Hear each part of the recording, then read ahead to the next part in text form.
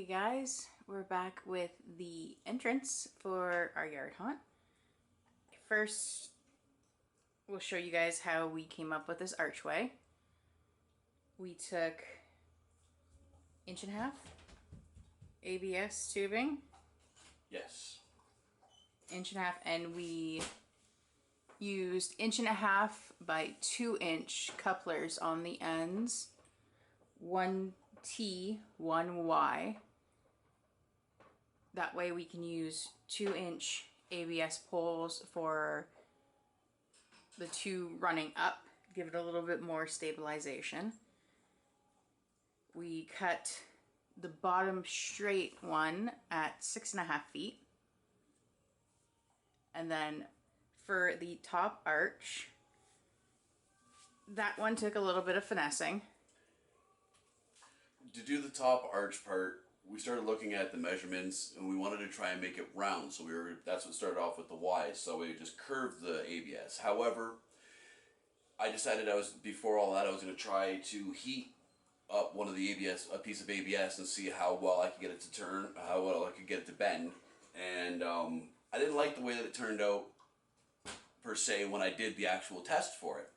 However, when I tried to bend the ABS to fit the 6.5 foot wide width, there was no way that I was doing it without creating a pole vault. So we ended up cutting two shorter pieces, I can't remember exactly how long they were, and using a 22.5 degree angle coupler, so that way two of those would give us a 45, as if we were meeting in the middle. We didn't want it quite like squared off like a barn roof. We wanted a little bit more curve to it. So in fact, the piece that I used to test to see how it would work to heat it up and bend it ended up being perfectly bent for what we needed. So we ended up just cutting it. It's a little off center, but hey, wear and tear, things shift. It's Halloween props. Nothing's ever perfect. And Now, it doesn't have to be, at least. Now, we did this a little backwards. We kind of got ahead of ourselves and we 3D printed all those letters. And we printed them before figuring out our measurements. So a lot of these had to go, a lot of the design of the archway here had to be based off the lettering itself. So get your measurements down first before you do anything. Design your arch and then think about your lettering. It makes things a lot easier because now we still have to fill this whole section in here with some form of filigree, like some decorative work, or for that matter, maybe find some ways to do some decorative with some support to help stabilize the letters overall. That'll be my job later. I'll figure it out one way or another. Always do. And then we're going to spray paint this whole thing. We're going to show you guys how we're going to attach the fence post spikes for the supports running up and down after. But right now we're at the point of gluing the letters onto here. So we wanted something that was going to be fairly strong. We were going to use like a resin epoxy at first, but the ones we were looking at, it was going to be hard to bond the PLA of the 3D printed letters to the ABS of the posts. So keep your fingers crossed for us, because we got this actually from the dollar store. Alright, so the first steps in this, for this adhesive, is we have to put it on both surfaces and then wait 10 minutes and then stick them together and hope for the best. So hopefully by the time we get to the last letter, it'll be just about time to stick the first letter. This stuff is thin. And what we did ahead of time too, I don't know if you're really going to be able to see it, let me see if I can zoom in real quick, is we went ahead and we got everything marked in place. And you see that little blue mark on the A. We took a paint marker and we marked where exactly each letter is going to be touching the post. and the center of that spot, just so when we stick it back together, it's exactly where we had originally planned on.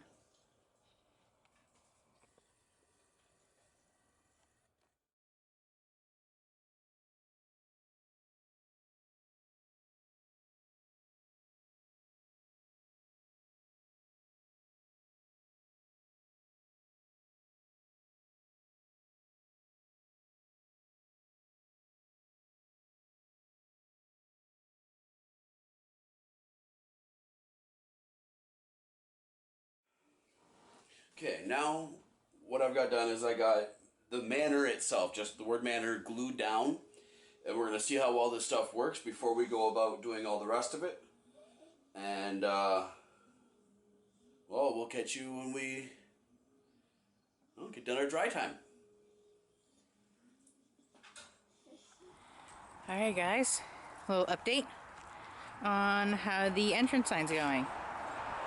So, right now, I got it outside in our backyard. I'm going to be painting everything to get it all one color. We got a super dark gray that we actually used to paint our fireplace downstairs recently. I might do a quick video on that because it is horror themed and it is wonderful. So we got all these letters glued on. You're gonna see it upside down because it's the back. I'm gonna paint the back first and flip it over. Paint the front, that way in case anything happens and the back gets scuffed, it's no big deal. So we got all the letters situated, epoxied on. And then here's all, this is like a really thick floral, like a spongy floral foam for lifting your plant, like staking your plants up or something. It's got a wire inside of it. You see that sticking out there. That's what I did to kind of make a little like filigree pattern in between here. And then I just mirrored it on the other side. It wasn't fun. It was a pain in the butt, but we got that done. Then we got the poles over here all ready to be sprayed. I'm the only one working on this today, so I'm gonna get that all sprayed. Go hide the camera so I don't ruin it. And then when all that's done, we'll show you guys the next step. Alright guys, as you can see, we got our entrance fully assembled now. Just have some There's heavy work to do. the pillars. It's all been painted. We got it all put together. It's a really windy day. I'm glad we're testing it now. Lets us know this side's pulling up a bit, so we're gonna have to figure out how to do that. But when it comes to the big day, we got ivy branches to put all through here. We also have lights that are gonna go at the top points there and there. And there she is. You guys got any questions? Leave them in the comments. Please like and subscribe so we can keep doing this for you guys. In the meantime, happy haunting.